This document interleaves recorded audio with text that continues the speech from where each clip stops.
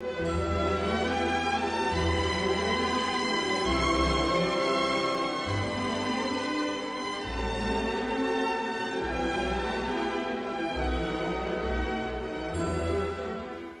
buenos días, Shalom. Nosotros hoy les tenemos un programa muy especial en el que vamos a abordar el tema de la mujer, el arte y también de algunas injusticias que se han venido llevando a cabo a lo largo de los siglos. Hoy día una mujer que termina de escribir un libro, pintar un cuadro, firma con nombre propio, pero esto que nos parece tan obvio no ha sido así siempre. Hasta hace muy poquito tiempo una mujer que quería que su obra fuera tenida en cuenta como algo serio tenía que firmar bajo un seudónimo masculino. Nosotros hoy vamos a desvelar algunas historias humanas detrás de grandes obras de arte y lo hacemos de la mano de dos mujeres, de dos grandes historiadoras a las que ustedes y yo queremos mucho. Muy buenos días, las hermanas Lara, María, Laura, gracias por estar aquí. Un honor siempre estar en Shalom. Hoy nos vamos a centrar en la mujer pintora del siglo de oro. Vamos a hablar de Artemisia Gentileschi, que siguió la estela de predecesoras como también Lavinia Fontana o Fe de Galicia, por no hablar de Sofonisba Anguissola, que nos llevaría todo un programa en sí mismo, porque fue la pintora de cámara de Felipe II. Pero fijémonos cuánto cuesta firmar un cuadro a una mujer. Primero porque en ese tiempo del siglo de oro, donde la hembra estaba llamada a ser la perfecta casada de Fray Luis de León o la dama boba de Lope de Vega, hubo muchas que se captaron a sí mismas, bien en el reflejo de un jarrón en la obra, o firmaron, como bien decías, con el nombre del marido o del hermano o padre. Y nos habríamos perdido instantáneas de la vida cotidiana si no fuera por estas valientes. Es el caso de la ya citada Lavinia Fontana, que, por ejemplo, entre otras obras, representa a Antonieta Gonsalvus, una niña de 12 años que tenía hipertricosis y por tanto el cuerpo, la cara cubierta de pelo. Era hija del llamado hombre lobo canario y de una dama de la corte francesa que bien pudo inspirar esa historia, la de la Bella y la Bestia. Pero también tenemos que señalar cómo junto a esos bodegones la Biblia se va a convertir en un termómetro para el empoderamiento. Qué fuerte, porque además pensamos que esa palabra empoderamiento femenino la hemos acuñado ahora, pero esto que vivimos ahora ha llevado muchos siglos y generaciones poder rectificarlo y en ello estamos, ¿verdad? Porque la vida de Artemisia no fue sencilla. Para nada fue fácil. Artemisia nace en Roma el 8 de julio de 1593, era hija de un pintor, de Horacio Gentileschi. A los 12 años muere su madre, Prudencia, se queda con sus 3 hermanos varones y con su padre. Él parece que la protegía mucho y a los 16 años llega el drama que va a marcarla de por vida. Y es que su maestro de pintura, amigo de su progenitor, Agostino Tassi, la viola. Y la viola dentro de su propia casa. Pensemos que el padre no le dejaba salir a la calle para protegerla. Es en la propia casa donde se produce ese crimen. Y ella, con 16 años, trata de defenderse. Su padre denuncia a Agostino. El juicio dura 5 meses y en ese trance va a sufrir no solo exploraciones ginecológicas terribles, sino la tortura para que se retracte. Claro, con todas las vejaciones que eso conlleva, además del dolor y el sufrimiento. Además, Agostino parece ser que era un pieza, porque había cometido incesto con su cuñada, había maltratado a su esposa y ya lo de menos, le había tratado de robar cuadros a Horacio. Ya. Nosotros además vemos que muchas veces el romper con estos esquemas sociales tienes que pagar como un precio muy alto, tanto en el divorcio, la separación, el tener o no hijos. Muchas veces las mujeres han cargado con una vergüenza que en realidad no era de ellas. Ellas eran más las víctimas más que los ejecutores, ¿verdad? Totalmente, porque Artemisia a partir de ese momento tiene que defenderse del vulgo, de la sociedad.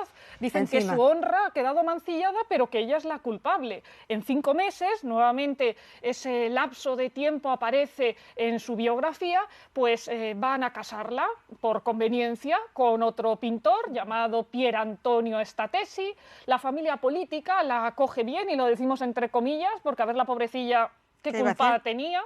Y bueno, pues ahí es cuando el padre va a repudiarla en secreto, pero bueno, él trata de que Artemisia no contamine su carrera. Así que Artemisia se traslada de Roma a Florencia, va a vivir allí 8 años, va a ser la primera artista mujer que entra en la Academia del Diseño. Y ahí, bueno, pues ella encuentra manos amigas, por ejemplo, el sobrino de Miguel Ángel. De hecho, cuando viajas a Florencia hoy, en la Casa Buonarroti, ves la alegoría de la inclinación, de esa inspiración, de esa dedicación al arte que realiza Artemisia por encargo del sobrino de Miguel Ángel. Y lo que pasa es que, bueno, unas décadas después de que Artemisia se autorretratara en esa chica, le hicieron un añadido de ropa porque decían que era inmoral que estuviera así una musa con la brújula del tiempo y en paños menores. Pero ahí vendrá un nuevo calvario para Artemisia, porque el marido, Pier Antonio, era un gastador que estaba alcoholizado, que se iba de juerga en juerga gastando hasta la dote de Artemisia, y durante esos 8 años ella tiene que soportar juicios, una decena de tribunales que le piden dinero a Artemisia de lo que está despilfarrando Pier Antonio, y toma la decisión de divorciarse. Había tenido ya 2 hijos que fallecieron tempranamente de manera desgraciada, y por otro lado una hija llamada como su madre, Prudencia, y ahí nuevamente cambio de ciudad y más arrojo. No, está claro que no tuvo una vida sencilla y pagó el precio de, como decíamos, de muchas injusticias. ¿Sí? Vive en numerosas ciudades, aparte de Roma y Florencia, como nos ha explicado María, también en Génova, en Venecia, en Nápoles, donde está habitando en varios momentos de su vida, y allí fallece de la peste al final, en una época en la que más o menos Velázquez estaba pintando las meninas. Bueno, de eso no nos vamos a olvidar nunca. Y hemos visto también el tema de cómo muchas veces la pintura, el arte, sirve de refugio del alma, ¿verdad? Sí, por ejemplo, Artemisia solo tiene una obra firmada con sus iniciales. Qué pena. Sí, está en Bolonia, y es la de un trabajador municipal que era el portador de la bandera. El cargo se llamaba gonfaloniero. Bueno, pues además tiene que soportar lo que son micromachismos o macromachismos, podríamos decir, porque ella está, entre otros, haciendo obras para Cosme II de Médicis en Florencia, un joven que protegía también a Galileo, que es otro de los amigos de Artemisia, Galileo Galilei. Pero cuando con 31 años muere Cosme, la madre de este noble, que se llamaba Cristina de Lorena, y su esposa, la esposa de Cosme, María Magdalena de Habsburgo, le cierran el mecenazgo a Artemisia, no así a Galileo, pero dicen que Artemisia tiene mala reputación y ya no le encargan más títulos.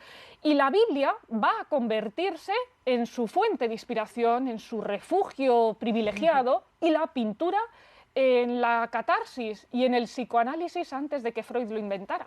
Ya ves, ¿en qué sentido esa Biblia le sirve a ella para reflejar los traumas personales? Artemisia capta en la Biblia instantáneas relatos de mujeres con fuerza, de mujeres que vencen a hombres. Es el caso de Susana y los viejos, un relato independiente, pero de alguna forma asociado al libro de Daniel, que ella inmortaliza. También Judith y Holofernes, cuando Judith le corta la cabeza.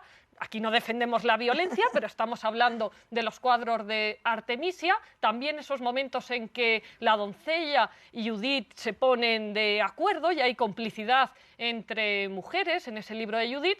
Y el momento en el que Dalila le corta el pelo a Sansón para quitarle la fuerza, que aparece en el libro de los jueces. Y fijémonos en un ejemplo bíblico, cuando esos ancianos tratan de seducir a Susana, ¿qué hace el rey David?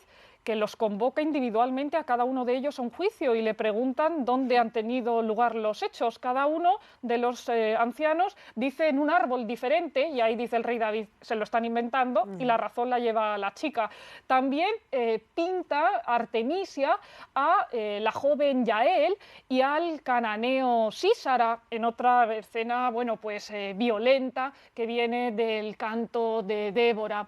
Y cuando está soportando el juicio hay constancia de que ella está leyendo los pasajes de la Biblia para inspirarse en esas obras. Es decir, que cuando ni siquiera su padre podía contarle el drama, ella piensa en Dios.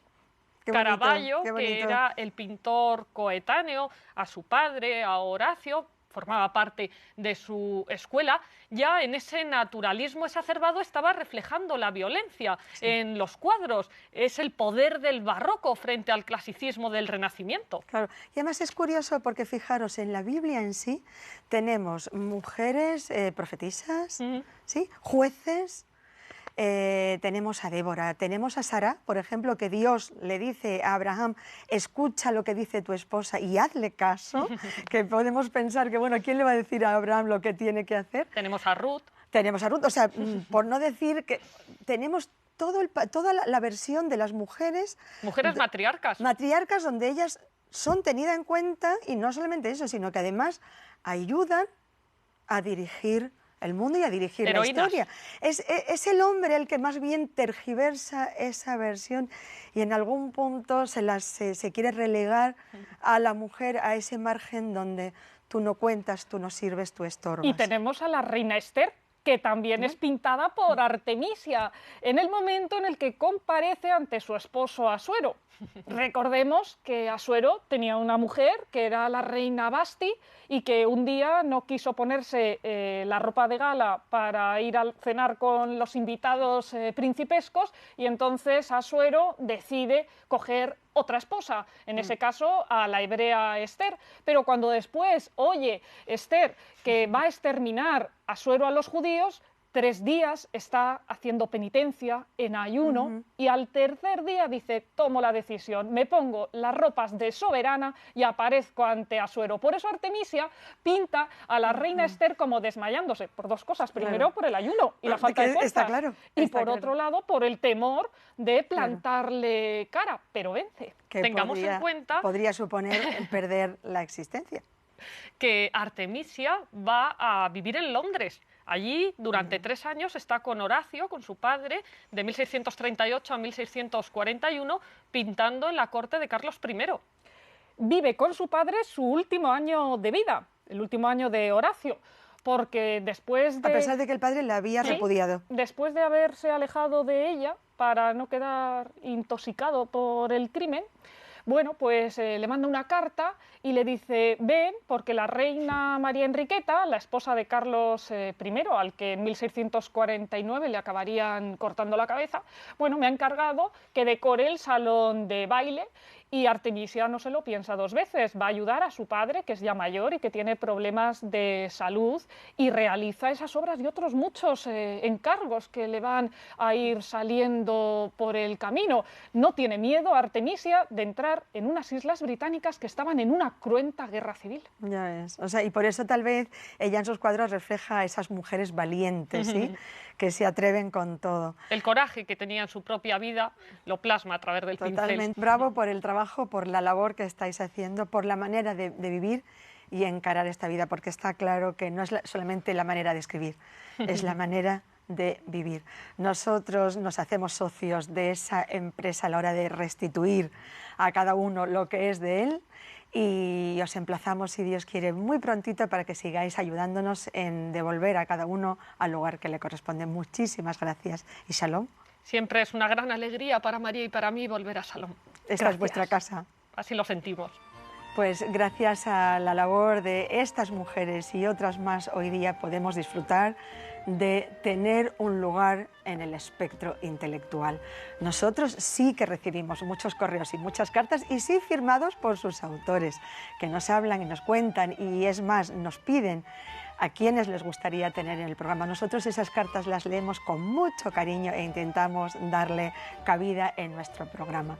Con la historia de la mujer pintora en el siglo de oro, hoy nos despedimos y les decimos a todos, shalom.